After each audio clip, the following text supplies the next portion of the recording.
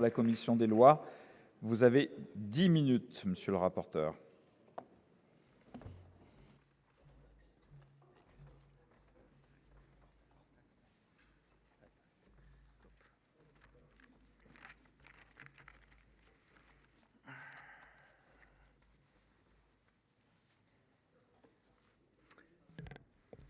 Monsieur le Président, Monsieur le Garde des Sceaux, Madame le Président de la Commission des lois, chers collègues, le communautarisme, c'est la mort de la République, nous mettait en garde Robert Badinter.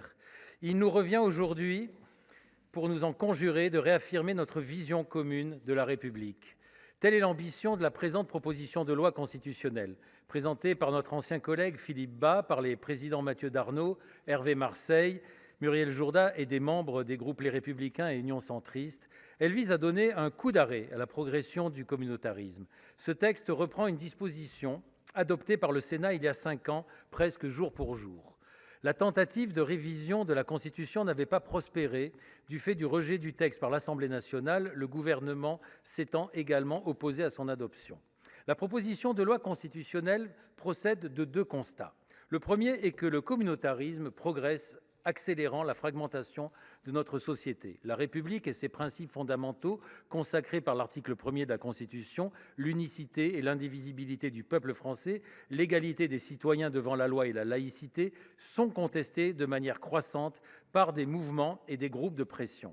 Leur objectif est éminemment politique et subversif. Il s'agit de faire prévaloir, comme le décrivait Philippe Bas, la loi du groupe sur celle de la nation. Comme l'écrivait l'année dernière le Conseil d'État dans son étude annuelle, ces phénomènes qui tendent à affirmer le primat de préceptes philosophiques ou religieux sur le droit institutionnel sont révélateurs d'une forme de contestation de la légitimité même de la loi républicaine et donc de la souveraineté nationale. L'islamisme en est évidemment le premier moteur. Le rapport sur les frères musulmans rendu public en mai dernier rappelait que le projet de ce mouvement était d'œuvrer au long cours en vue d'obtenir progressivement des modifications des règles locales ou nationales, au premier chef le régime juridique de la laïcité et l'égalité entre les hommes et les femmes. Les musulmans, et parmi eux les femmes et les enfants, en sont à bien des égards les premières victimes, puisqu'ils se trouvent enfermés dans une identité et un corpus de règles communautaires. Or, je le disais, le communautarisme progresse. Il défie la République dans tout domaine de la vie quotidienne. Services publics, écoles, hôpitaux, transports, entreprises, associations ou encore le monde sportif.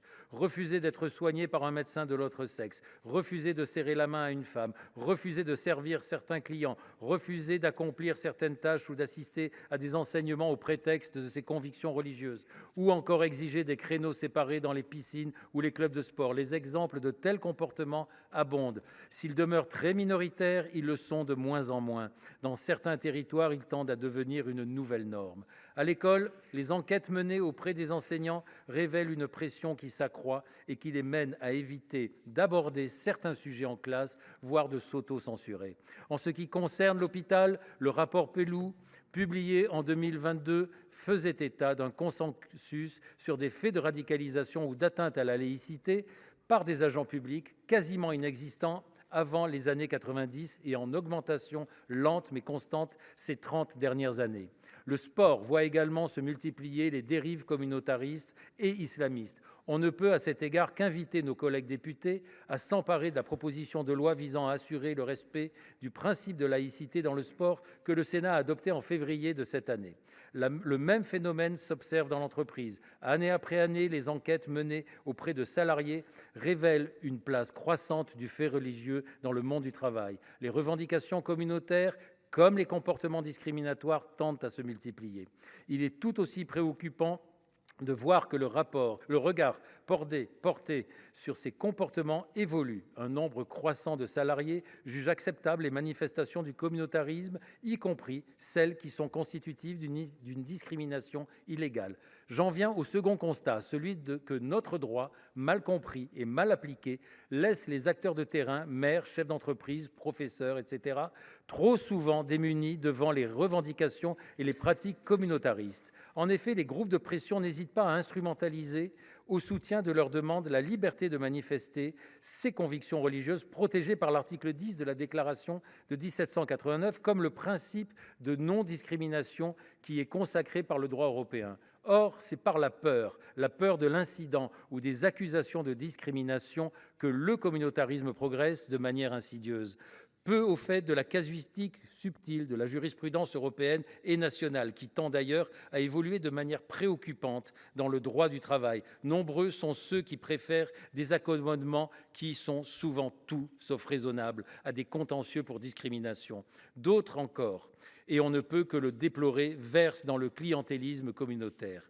Jean-Éric Schoettl, conseiller d'État honoraire, faisait ainsi le constat que les règles actuelles ne suffisent pas, tant est grande la confusion des esprits, y compris dans la sphère étatique. La prise de conscience tardive mais réelle de l'exécutif et sa mobilisation n'ont pas permis d'endiguer ce phénomène. La loi du 24 août 2021, confortant le respect des principes de la République, constitue à cet égard une occasion manquée. Cette loi illustre les limites d'une approche juridique et technocratique et d'une frénésie procédurière qui n'est en réalité qu'une manifestation d'impuissance. Comme ont pu le dénoncer nos collègues Jacqueline Eustache-Brinio et Dominique Vérien, elle ne s'est traduite, hormis quelques innovations utiles, que par un alourdissement de la charge administrative pesant sur l'ensemble des associations ou des cultes. La proposition de loi constitutionnelle emprunte une autre voie qui me paraît salutaire, celle de donner à tous nos concitoyens des repères simples et clairs, en consacrant à l'article 1er de la Constitution le principe selon lequel nul individu ou nul groupe ne peut se prévaloir de son origine ou de sa religion pour s'exonérer du respect de la règle commune. Par cette nouvelle disposition placée au sommet de la hiérarchie des normes, le pouvoir constituant proclamerait solennellement, d'une part, l'absence de droit à l'adaptation du service ou des règles applicables à un individu ou à un groupe à raison de son origine et de ses croyances, et partant, l'absence d'obligation pour l'employeur comme pour la collectivité publique de procéder à telles adaptations. D'autre part, l'impossibilité pour toute personne d'exciper de son origine ou de ses croyances pour se soustraire au respect des règles qui régissent la vie de la nation ou qui sont propres aux services publics et aux entreprises. Si le texte reprend des termes qui figurent dans des décisions du Conseil constitutionnel, il ne s'agit pas pour autant d'un simple rehaussement de sa jurisprudence. Le texte ne limite pas l'application du principe qu'il énonce aux seules relations entre collectivités publiques et particuliers, mais l'étend aux règles et interactions collectives dans le secteur privé. En effet, la notion de règle commune intègre les lois et règlements de la République, mais aussi les règlements intérieurs des services publics, des entreprises et des associations. Lors de la précédente tentative de révision en 2020, il avait été opposé que la référence à la règle commune serait imprécise et pourrait conduire à remettre en cause de certains régimes particuliers ou dérogatoires. Cet argument est, pour reprendre les mots du professeur Levade, spécieux et juridiquement erroné. En effet, la notion de règle commune, déjà employée par la jurisprudence du Conseil constitutionnel et du Conseil d'État, n'exclut aucunement l'existence de dérogations ou de régimes particuliers, à l'instar du régime des cultes en Alsace-Moselle ou dans certaines collectivités ultramarines. Le Conseil constitutionnel a d'ailleurs toujours refusé de remettre en cause ces régimes particuliers sur le fondement des principes d'égalité et de laïcité. La disposition qu'il est proposé d'introduire à l'article 1er de la Constitution ne pourrait aucunement être interprétée comme revenant sur ce point. Si les auteurs de la proposition de loi constitutionnelle ont proposé une rédaction alternative faisant référence aux règles applicables, la commission a jugé préférable de revenir à la notion de règle commune qui lui a semblé mieux établie et qui ne soulève pas de réelles difficultés d'interprétation. La référence aux règles applicables appelait quant à elle plusieurs objections. Elle pouvait en particulier donner lieu à des interprétations qui iraient à l'encontre de la volonté du constituant.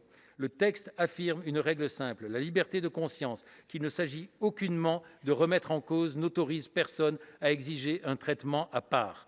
Cette affirmation n'est pas purement symbolique. Il s'agit de donner à tous les acteurs de terrain les moyens de faire face aux revendications communautaristes auxquelles ils sont confrontés. Mes chers collègues, il est des moments de notre histoire où il est nécessaire de retremper la vigueur des principes fondateurs de notre pacte social. Alors que la société est menacée de fragmentation ou d'archipélisation, ce texte a pour objet, pour reprendre les mots de son auteur, Philippe Bas, de reformuler pour notre temps les principes qui sont au fondement de la République. En adoptant cette proposition de loi constitutionnelle, nous souhaitons offrir au peuple français l'occasion de proclamer, par la voie du référendum, son attachement aux principes qui fondent notre République et notre pacte social. Par conséquent, cette proposition de loi constitutionnelle est un acte politique majeur. En l'adoptant, nous réaffirmerons notre refus du communautarisme, de la division et de l'obscurantisme.